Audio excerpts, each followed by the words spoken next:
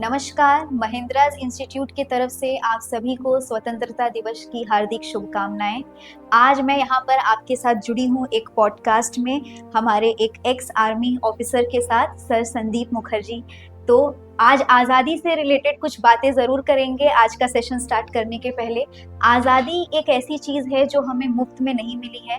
ये हमारे वीर जवानों के त्याग और बलिदान से हमें प्राप्त हुई है। तो महिंद्राज और पूरा का पूरा भारत आज के इस पावन अवसर पर सर को और हमारे जितने भी आर्मी ऑफिसर्स हैं जो पास्ट में सर्विस अपनी दे चुके हैं, जो अभी सर्व कर रहे हैं नेशन को, उन सभी को बहुत ही ज़्यादा सम्मान के साथ आज हम अभिनंदन करते हैं। क्योंकि अगर हम आज़ादी की बात करें, जब पूरा देश चैन की नींद सोता है तो ये हमारे वीर जवान बर्फीले पहाड़ों पर और तपते रेगिस्तान पर जगे रहते हैं और हमारी रक्षा करते हैं। जब हम जश्न मनाते हैं, जब हम खुशियां सेलिब्रेट करते हैं, चाहे वो होली हो, दिवाली हो, ईद हो या कोई भी पर्व हो, तब ये वीर जवान अपनी ड्यूटी पे तैनात रहते हैं, सरहद पर डटे रहते हैं। और हम सिर्फ वीर जवानों की नहीं, उनके परिवार को भी अपने तरफ से बहुत नमन करते हैं, बहुत ही ज़्यादा हम उनको अपनी तरफ से अभिनंदन करते हैं। क्योंकि इनकी जो परिवार है, हम सिर्फ अगर वीर जवानों की बात करें तो उनसे भी ज़्यादा अगर कोई स्ट्रेस में अगर हम कहें या चिंता में अगर हम कहें तो उनके परिवार रहते हैं। क्योंकि हम तो अपने घर पे चैन से सोते हैं और जश्न मनाते हैं कोई भी दिवस का, लेकिन इनके परिवार वहाँ पर काफ़ी ज़्यादा सहमे हुए रहते हैं, काफ़ी ज़्यादा डर में रहते हैं। भले ही वो ऊपर से मुस्कुराते हैं, लेकिन घर पे उनके एक चिंता का माहौल हमेशा बना रहता है कि मेरे हस्बैंड या मेरा बेटा या मेरा बच्चा वो वहाँ पर सरहद में है और उनके जान को खतरा किसी भी वक्त होता है। इसलिए हम उनके परिवार को आज दिल से सलाम करते हैं, जिन्होंने आज इस तिरंगे को हमेशा ऊंचा रखा है और हम सबको हमेशा गर्व से ये बोलने का मौका दिया है कि हम स्वतंत्र हैं और हमारा भारत जो है स्वतंत्र है। तो आज का ये अवसर, आज का ये पावन अवसर में हमारे साथ सर जुड़े हुए हैं। सर से हम कुछ बातचीत करेंगे। सर से बातचीत करने के पहले हम AWPO के बारे में बताएंगे, आर्मी वेलफेयर ऑर्गेनाइजेशन जो है, जिनके थ्रू सर हमारे साथ कनेक्ट हुए। Army welfare placement organization AWPO। तो सर यहाँ पर AWPO महिंद्राज इंस्टीट्यूट जो है, ये आप सभी जानते हैं कि बैंक कहिए, SSC कहिए, रेलवेज कहिए, और जितने भी सरकारी कॉम्पिटिटिव एग्जाम्स हैं उसकी तैयारी हम अपने ओर से आपके लिए करवाते हैं। और उसी तरीके से कुछ और भी इंस्टीट्यूट्स हैं जिनके साथ हमारा कोलैबोरेशंस है, जिसमें से AWPO के साथ जो हमारा कोलैबोरेशन है, ये हमारे लिए काफ़ी गर्व की बात है कि जो हमारे आर्मी ऑफिसर अपनी सेकेंड इनिंग्स की तैयारी करें। इनको हम सेकेंड इनिंग्स कह सकते हैं क्योंकि फर्स्ट इनिंग्स यानी इन्होंने अपनी सर्विस ऑलरेडी कर चुके हैं वहां पर। अब AWPO की तरफ से ये हमारे साथ जुड़ते हैं सर मैम, जो भी ऑलरेडी अपनी सर्विस पूरी कर चुके हैं, और यहाँ पर हम उनको आगे के जॉब के लिए तैयार करते हैं।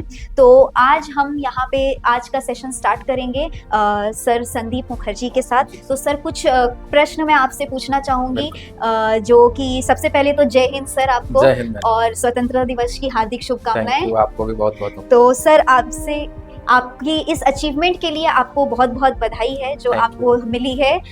तो अब आप कुछ अपने ओर से हमें हमारे साथ शेयर करिए कि आपका यहाँ पर अनुभव कैसा रहा इस तैयारी का। महिंद्राज के जी, महिंद्राज के साथ। मैम मैं ये कहना चाहूँगा कि 31 मई 2022 को मैं रिटायर हुआ और जुलाई में मैं महिंद्राज में एनरोलमेंट कर लिया अपना, मतलब महिंद्राज के साथ मैं जुड़ गया जुलाई 2022 से। फिर मुझे पता लगा कि महिंद्राज अच्छा प्रिपरेशन कराते हैं। मुझे दोस्तों से जो मेरे पहले भी रिटायर हो चुके हैं, महिंद्राज के साथ ट्रेनिंग ले चुके हैं, तो उनके साथ बातचीत करके ये पता लगा कि महिंद्रा एक अच्छा इंस्टीट्यूट है जो आपकी फ्यूचर नेक्स्ट इनिंग्स की सेटलमेंट के लिए आपको हेल्प कर सकता है। तो हमने वर्धमान ब्रांच में, महिंद्राज के जो वर्धमान ब्रांच है उधर हमने अपना रजिस्ट्रेशन करवाया और रेगुलर बेसिस क्लासेस अटेंड करता रहा। और बाद में जो CGL 2022 से मुझे पोस्ट मिला, वो मेरा स्टेट के अंदर ही मुझे मिल गया। आफ्टर दैट मुझे एक और एग्ज़ाम का मौका मिला था जो है EPFO सोशल सिक्योरिटी असिस्टेंट, उसका मैं एग्ज़ाम क्लियर किया और फाइनली मैं उधर ही जॉब कर रहा हूँ। ओके सर, इस तैयारी से हटकर आपसे कुछ और सवाल मैं प्रश्न पूछना चाहूंगी बिल्कुल। कि आप अपने बैकग्राउंड के बारे में कुछ बताइए। जब आप मतलब क्या चीज ने आपको प्रेरणा दी कि आप आर्मी ज्वाइन करें, या मतलब आपने बचपन से किस तरीके से इस सपने को देखा और आप यहाँ पर आकर आर्मी ऑफिसर बने? देखिए, जब मैं क्लास 10th में था उस टाइम की बात है, तो below not 10th, during my 8th 9th Kargil war शुरू हुआ था। उस टाइम अच्छा। से मुझे मोटिवेशन था कि हाँ, मुझे भी आर्मी ज्वाइन करना है। और मेरे गांव में उस टाइम पे कोई फौजी नहीं था, तो मुझे कुछ ज़्यादा जानकारी नहीं था। मुझे इतना पता था कि हाँ, फिजिकल एंड्योरेंस, फिजिकल एबिलिटी होना चाहिए आदमी के अंदर, और जो भी उसका रिटन टेस्ट होता है, मेडिकल भी क्लियर होना करना जी होता जी। है। तो मैं आफ्टर ग्रेजुएशन में अपना फिजिकल टेस्ट के लिए तैयारी किया, थोड़ा एग्जाम्स के लिए जो रिटन टेस्ट होता है उसके लिए तैयारी किया। मेडिकल का तो क्या तैयारी करना है, उसके लिए कुछ तैयारी आप कर नहीं सकते हैं। जैसे आपका होता है मेडिकल कंडीशन, वो चेक किया जाता है। अगर आप फिट पाए जाते हैं तो आपको फिट डिक्लेयर किया जाता है। फिर मेरा एनरोलमेंट हो गया एक बहुत अच्छी रेजिमेंट में, इंडियन आर्मी की सिख लाइट इन्फेंट्री रेजिमेंट में मेरा जी सर। एनरोलमेंट हुआ। मैं भर्ती हो गया फौज में। मेरी बेसिक मिलिट्री ट्रेनिंग कंप्लीट हुआ, फिर एडवांस ट्रेनिंग कंप्लीट हुआ, फिर मैं एक ट्रेंड सोल्जर बना मैं। जी। फिर आगे जाके मेरा 16 इयर्स के सर्विस के बाद मैं रिटायरमेंट लिया। मेरा प्रीमेच्योर रिटायरमेंट था। मेरे घर के मैं घर का इकलौता लड़का हूँ, जी सर। तो घर के मेरे मम्मी पापा की भी जिम्मेदारी मेरे पास था। तो उनका बीमारी, उनका तबीयत खराब के चलते मुझे रिटायरमेंट लेना पड़ा। जी सर। फिर मैं तैयारी शुरू की अच्छा। कि मुझे एक पेंशन मिलता है, आर्मी से रिटायरमेंट का पेंशन मिलता है, बट वो पेंशन आप आज के डेट में उतना सफिशिएंट हो नहीं पाता है। और फिर पोस्ट रिटायरमेंट में अपना तैयारी शुरू किया, और एक सर्विसमैन कोटा जो होता है उसको यूज़ करते हुए महिंद्रास की हेल्प लेते हुए मैं गवर्नमेंट जॉब को सिक्योर किया। जी सर, महिंद्रास के साथ तो आप AWPO के साथ जुड़े हैं, के थ्रू जुड़े हैं। बहुत जन AWPO के बारे में उतना डिटेल्स में नहीं जानते हैं। मतलब AWPO ने आपको किस तरीके से हेल्प किया हमारे साथ जुड़ने में? AWPO का रोल ऐसा है मैम, AWPO में मैंने रजिस्ट्रेशन करवाया कि हाँ, उधर से उनकी जानकारियाँ मिलती है कि कहाँ वैकेंसीज निकल रहा है, क्या है नहीं है। और एक बार आपको रजिस्ट्रेशन आपने करवाया, फिर आपके पास मैसेजेस आता रहता है। फिर आप अकॉर्डिंगली आप उसके लिए तैयारी कर सकते हैं, अप्लाई भी कर सकते हैं। जी सर, अगर देखा जाए तो आप तो ऑलरेडी सर्विस से आए हैं, उसके बाद फिर आपने ये सेकेंड इनिंग्स की तैयारी महिंद्रास के साथ की, और एक बार जॉब करने के बाद, मतलब जनरली क्या होता है कि हम एक बार जॉब कर लेते हैं और उसके बाद रिटायर होते हैं, तो उसके बाद फिर से ये मोटिवेशन लाना प्लस अपने घर का ख्याल रखना, ये सबको आपने एक साथ मैनेज कैसे किया सर? मैम एग्जैक्टली आपने सही चीज़ें पॉइंटेड आउट की, सही चीज़ें हाईलाइट की, क्योंकि इस एज में आके जब एक आप फैमिली मैन हो जाते हैं, आपके वाइफ, आपके बच्चे, आपकी माँ बाप एजेड हो जाते हैं, उस टाइम में सब कुछ को बैलेंस करते हुए अपनी तैयारी, पढ़ाई लिखाई भी करनी होती है ना। वेरी टफ होता है, बट ऐसा है आज के दिन में जो भी आज की डेट में जो भी आपको फौजी रिटायर होते हुए देखेंगे, सब ज़्यादातर पढ़े लिखे जी ज़्यादातर, ठीक है। ऐसा नहीं कि आज से 20 साल पहले के जो रिटायरमेंट हो रहे थे उस टाइम का सिचुएशन आज कंपटीशन एक तरह बिल्कुल। पहले हो सकता है कि जो आज 10 साल पहले रिटायरमेंट लिए हैं उनको कोई ट्रेनिंग की, महिंद्रा जैसी इंस्टीट्यूट की ट्रेनिंग की जरूरत ना पड़ी, वो अपने एब्जॉर्ब हो गए, अपना जॉब सिक्योर कर लिए। जी बट आज के डेट में कंपटीशन काफी बढ़ गया है एक सर्विस, इसलिए ये महिंद्रा के साथ जुड़ना बहुत जरूरी है, क्योंकि कंपटीशन बहुत बढ़ गया है। सब ज्यादातर पढ़े लिखे आ गए कि वो लेवल बढ़ गया, लेवल अप हो गया। जी, कंपटीशन तो बहुत कंपटीशन हाई है, जैसा कि हम पहले देख ही के रहे हैं। मुताबिक पहले नहीं ऐसा है। नहीं था, बिल्कुल, ये तो बिल्कुल तो सत्य है। वो एक रीजन है जो कि आपको एक कोचिंग लेना, एक अच्छी एकेडमी से कोचिंग लेना जरूरी होता है कि आपको एक जॉब सिक्योर करने। मतलब इसी मोटिवेशन की अगर हम बात करें तो जैसे आप महिंद्रास में आए, यहाँ पर जब आपने क्लासेस किया तो आपके साथ तो काफी कम उम्र के बच्चे हैं, उनके साथ आपने क्लासेस किए। बिल्कुल तो वहां पर मतलब आपको महिंद्रास ने किस तरीके से हेल्प किया कि ये मोटिवेशन आपके अंदर और भरपूर रहे, या क्या क्या चीजें आपको यहाँ पे मिली जो आपको काफी ज्यादा फायदेमंद साबित हुई? देखिए, पहले तो हम अपने आप को स्टूडेंट समझने लगे जब से एडमिशन लिए कि हम एक स्टूडेंट हैं। जो हमारे एज में काफ़ी छोटे छोटे बच्चे थे उनके साथ भी तैयारी किया, लेकिन हम स्टूडेंट हैं। वो बच्चे भी काफ़ी शार्प माइंडेड थे, ऐसा है। बाकी जो टीचर्स थे, जो फैकल्टी है, उन्होंने काफ़ी हेल्प किया। जैसे हमारे मैथ का टीचर थे जोहिता मुखर्जी मैम, इंग्लिश का टीचर थे प्रियवती त्रिपाठी सर महिंद्रास के, तो उन्होंने हमारी तैयारी में हमारे मोटिवेशन का कभी डाउन होने नहीं दिया। काफ़ी हेल्प किया, जो भी डाउट्स हुआ उस डाउट्स को सॉल्व करते रहे, बस ऐसे ही चलता रहा। जी, तो अगर जैसे आपके जान पहचान में कोई भी जो AWPO के थ्रू या नॉर्मल जो स्टूडेंट्स हैं जो महिंद्रास में एडमिशन लेने के बारे में सोच रहे हैं या कॉम्पिटिटिव एग्जाम के बारे में तैयारी करने के बारे में सोच रहे हैं, तो आप उनको अपनी तरफ से क्या एडवाइस देंगे? हम बताएंगे कि जितना जल्दी हो जाए, जितना जल्दी हो सके कि वो अपना एडमिशन महिंद्रास ऑफलाइन ब्रांचेस में जाके ले, ऑफलाइन मोड में अपना पढ़ाई शुरू करे। और जो भी उनका स्पीड टेस्ट होता है, ये स्पीड टेस्ट काफ़ी अच्छे तरीके से हर एक स्पीड टेस्ट को अटेम्प्ट करें, मॉक टेस्ट ज़्यादा से ज़्यादा दें, उनके पास अच्छी खासी कंप्यूटर लैब की फैसिलिटी है उसका यूज़ करें और अपना एग्ज़ाम की तैयारी को और बढ़िया करें। अच्छा सर, अगर आर्मी की बात करें तो जैसे नॉर्मल स्टूडेंट्स को अगर हम देखें, और जैसे आप जैसे एक सर्विसमैन हमारे पास आते हैं, मैं खुद एक फैकल्टी हूँ, मैं खुद पढ़ाती हूँ, तो आपके जैसे जो सर हैं उनको भी पढ़ाया और नॉर्मल स्टूडेंट्स को भी पढ़ाया है, तो एक डिफरेंस देखते हैं हम लोग जनरली कि एक डिसिप्लिन का बहुत बड़ा ऑब्वियसली फैक्टर आता एक है। सिंसियरिटी तो आपको अलग से नज़र आएँगे क्योंकि वो मैच्योरिटी जी लेवल पे जी पहुँच जाते हैं और एक डिसिप्लिन लाइफ लीड कर वो अपना जी के आते हैं उधर से, मतलब डिसिप्लिन लाइफ के थ्रू अपना 20 साल 15 साल जो भी अपना गुजर के आते हैं, फिर वो एक अपने अंदर हो जाता है मैम, एक खून में शामिल हो जाता है कि आपको डिसिप्लिन ही जी रहना है जी। हर साल, हर दिन की तैयारी जो है। अब बाकी बच्चों के साथ मिलना बहुत मुश्किल हो जाता है ऐसे। तो सर आप ये कह सकते हैं जैसे डिसिप्लिन एक बहुत ही इंपॉर्टेंट फैक्टर होता है तैयारी के लिए, क्या ये आपकी सफलता का एक मुख्य कारण है? बिल्कुल मैम, एक डिसिप्लिन देखिए, सफलता तो मुझे नहीं पता कि मैं कितना बड़ा सफलता अचीव किया। हाँ, मुझे जो ज़रूरत था वो मुझे मिला, ये तो मैं नहीं कहूँगा कि मैंने बहुत बड़ा कद्दू में तीर मारा।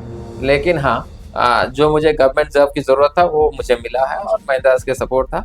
बाकी डिसिप्लिन, सिंसियरिटी ये तो होना ही चाहिए, हर कोई काम के लिए डिसिप्लिन होना ही चाहिए।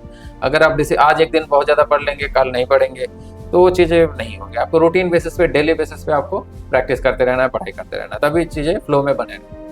तो सर जब आपने तैयारी की तो आपने कुछ स्ट्रैटेजी, कुछ ट्रिक्स अपने ओर से अपनाए हैं, तो आप ये बच्चों को या आपके जैसे जो एक्स आर्मी मैन ऑफिसर्स हैं जो अभी तैयारी के बारे में सोच रहे हैं, तो आप कुछ टिप्स और स्ट्रैटेजीज उनके साथ शेयर करना चाहेंगे जो उनको भी हेल्पफुल रहे? बिल्कुल मैम, आपने सही चीज़ पूछा। मैं ये बताना चाहूँगा कि जो चीज़ आपका स्ट्रॉन्ग है, कोई भी एक सर्विसमैन हो जो तैयारी कर रहा है या आगे आने वाले दिनों में तैयारी करेंगे अपना, जो उनका स्ट्रॉन्ग एरियाज़ है, तो वो स्ट्रॉन्ग एरियाज़ को ज़्यादा फोकस करें और स्ट्रॉन्ग करें। और जो लगता है कि क्योंकि एक सर्विसमैन होने के नाते हमारे कट ऑफ बाकी जनरल कैंडिडेट के मुताबिक थोड़ा कम होने से भी चलता है।